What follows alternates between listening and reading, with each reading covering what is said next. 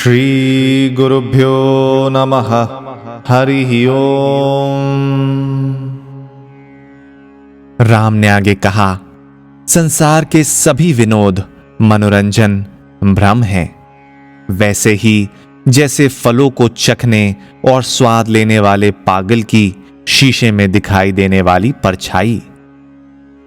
व्यक्ति की सभी आशाएं निरंतर काल द्वारा नष्ट की जा रही हैं। हे महर्षि, काल इस संसार की सभी वस्तुओं का क्षय कर देता है। कुछ भी सृष्टि में ऐसा नहीं जिस तक उसकी पहुंच न हो।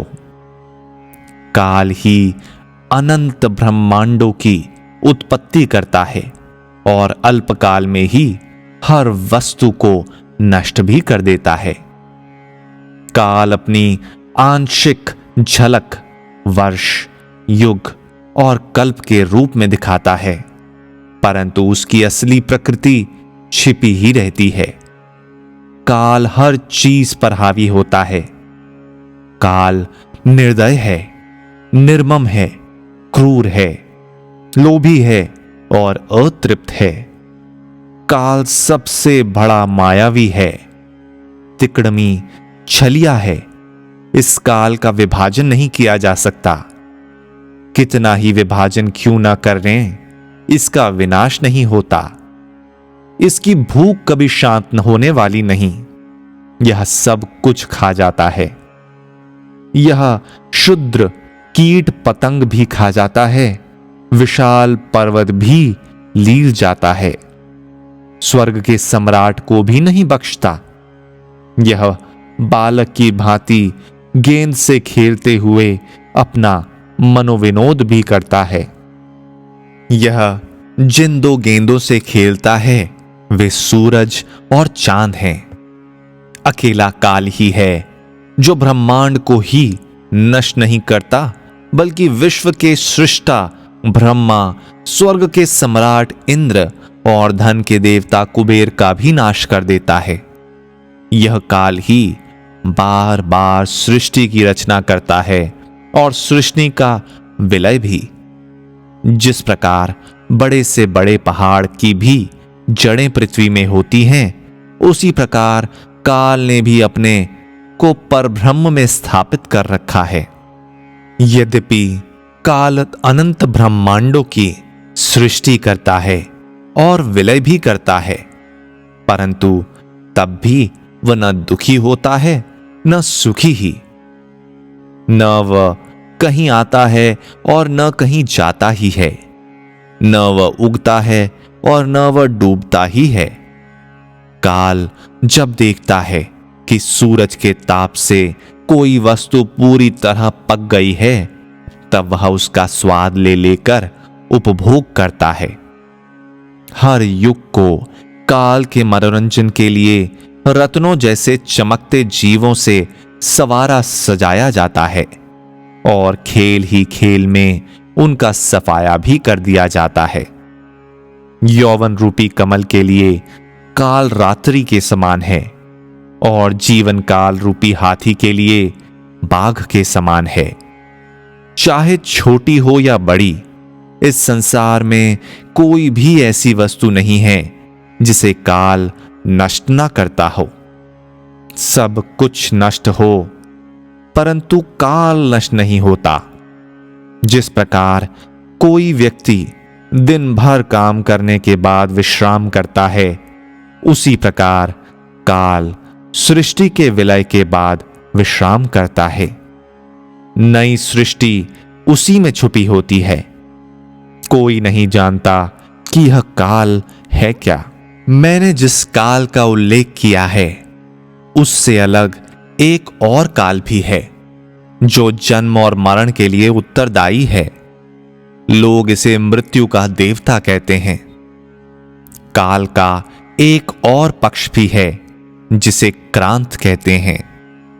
क्रांत का अर्थ है क्रिया का अंत, अनिवार्य परिणाम या फल। यह क्रांत नर्तक के समान है और इसकी पत्नी का नाम है नियति। ये दोनों मिलकर सभी जीवों को उनके कर्मों का फल देते हैं। जब तक किसी ब्रह्मांड का अस्तित्व रहता है, ये अथक परिश्रम करते हैं, बिना पलक झपके चौकसी करते हैं और उत्साह से भरे रहते हैं। जब काल नृत्य करते हुए इस सृष्टि की उत्पत्ति और विनाश में रत रहता है, तो हम किस आशा की पूर्ति की बात सोचें? क्रांत उन पर भी आधिपत्य जमा लेता है जो अपने विश्वास पर दृढ़ होते हैं। समय उनको भी हिलाकर रख देता है। क्रांत के ही कारण इस संसार की हर वस्तु में परिवर्तन होता रहता है। यहां स्थायित्व का प्रश्न ही नहीं है। इस संसार का कोई भी जीव बुराई से अछूता नहीं। सभी नाते बंधन हैं, सभी मनोरंजन महारोग हैं और सुख की इच्छा मरीचिका है। व्यक्ति की अपनी इंद्रियां ही उसकी शत्रु हैं। जो वास्तविकता है उसका उसे ज्ञान नहीं। अपना मन ही अपना महाशत्रु बन बैठा है। अहम ही बुराई का सबसे बड़ा कारण है। बुद्धि क्षीण है। सभी कर्म दुखों की ओर घसीट ले जाते हैं। सुख यौन आधारित है। लोगों की बुद्धि अहम संचालित होती है। अतः मन को न शांति ही मिलती है और न सुख ही। यौवन का क्षय हो रहा है। धर्मात्माओं का संग विरल है।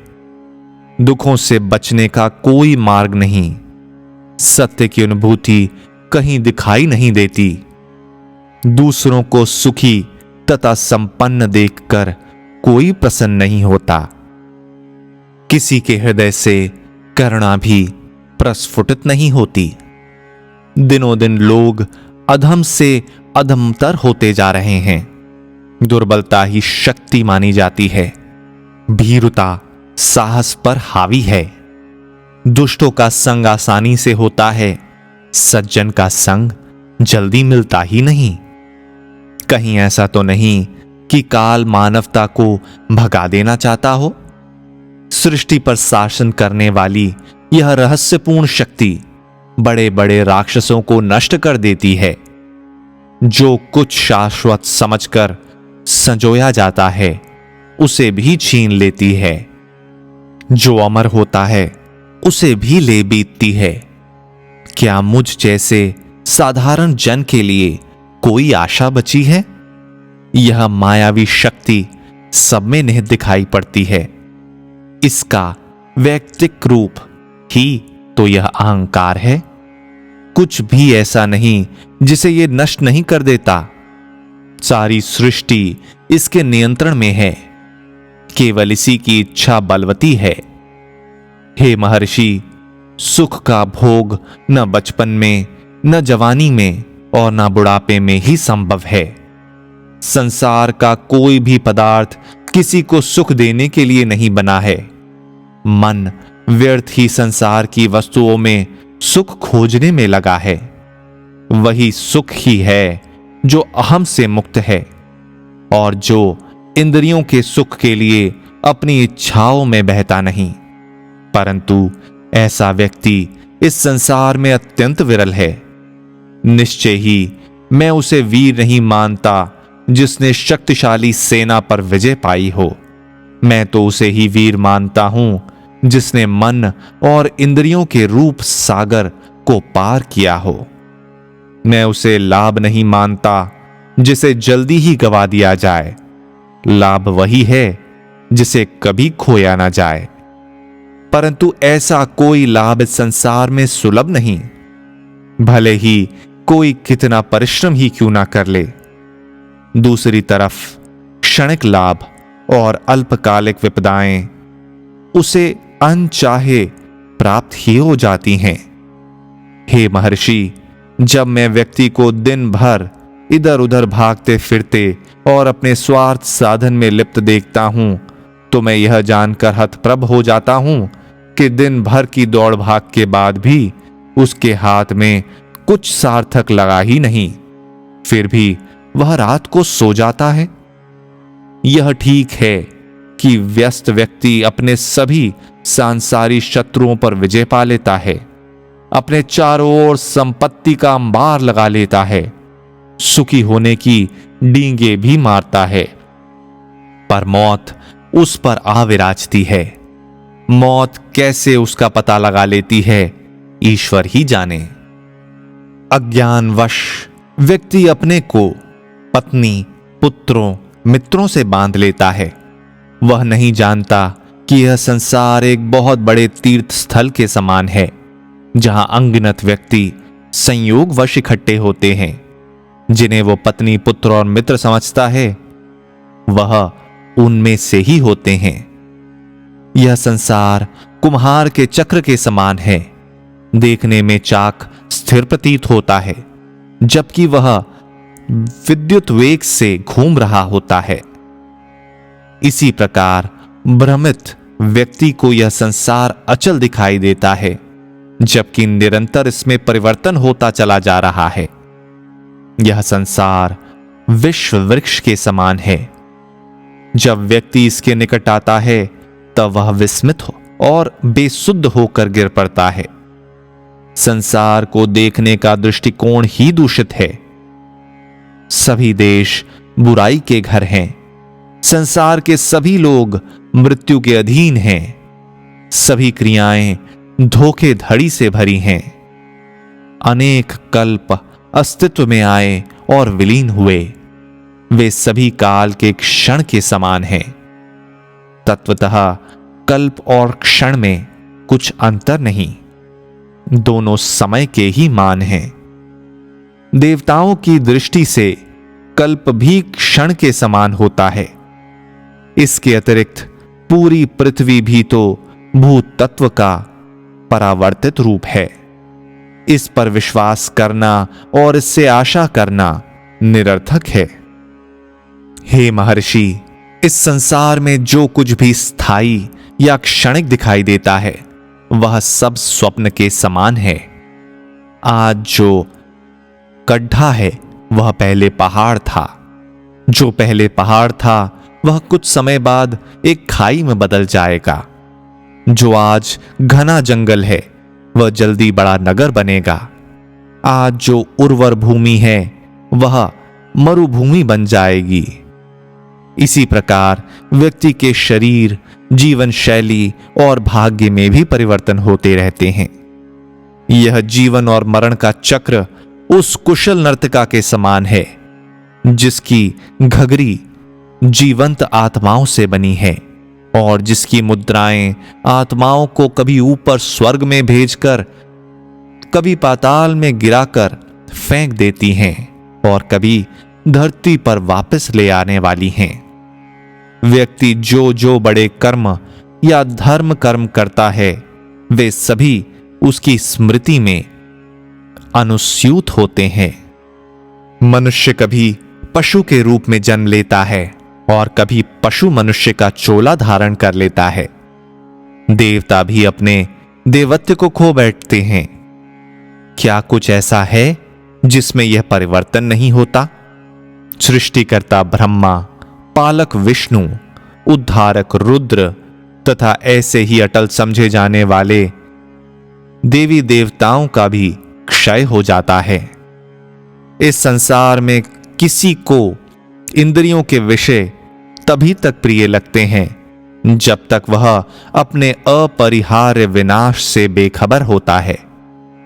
जिस प्रकार बालक मिट्टी के लोंदे को तरह तरह के आकार प्रदान करता है, उसी प्रकार ब्रह्मांड का नियता नई नई वस्तुएं बनाता चला जाता है और जल्दी ही उसको विनाश भी कर देता है। संसार के दोषों की अवधारणा ने मेरे मन की अवांछनीय प्रवृत्तियों को नष्ट कर दिया है। इसलिए मेरे मन में इंद्रियों के विषय भोग की इच्छा उसी प्रकार उत्पन्न नहीं होती जिस प्रकार जल के तल पर मरीचिका नहीं दिखाई देती। यह संसार और इसके सुख मुझे कटु प्रतीत होते हैं। मैं सुखदायी उद्यानों में विचरण करना पसंद नहीं करता। मुझे लड़कियों की संगति भी पसंद नहीं और न धन बटोरने की ही इच्छा है। मैं एकांत में शांति पूर्वक रहना पसंद करता हूं। मैं बराबर इस प्रश्न का उत्तर प्राप्त करने के लिए प्रयत्नशील रहता हूं कि इस परिवर्तनशील संसार का ख्याल भी मेरे मन में न आए। न मुझ में जीने की ही कामना है और न मरने की ही। मैं जैसा हूं वैसा ही रहना चाहता हूं, लालसा के ज्वर से मुक्त। इस राज्य, सुखों और धन का मैं क्या करूंगा? ये सभी उस अहम के खेलने की वस्तुएं हैं जो मुझ में है ही नहीं। यदि मुझे अब ज्ञान नहीं होता तो फिर न जाने इसे कब प्राप्त करने का अवसर मिलेगा। इंद्रियों के विषय भोगों में डुबकी लगाने से चढ़ने वाला ज्वर अनेक जन्मों तक प्रभावी रहता है। आत्मज्ञानी ही इससे मुक्त होता है। हे महर्षि, इसलिए आपसे मेरी प्रार्थना है कि मुझे ऐसी शिक्षा दें कि मैं सदा के लिए क्रोध, भय और दुख से मुक्त हो सकूं। आपके उपदेश का प्रकाश ही मेरे हृदय का ज्ञान रूपी अंधकार नष्ट कर सकता है। इसी के साथ आज का अध्याय समाप्त होता है। फिर मिलेंगे।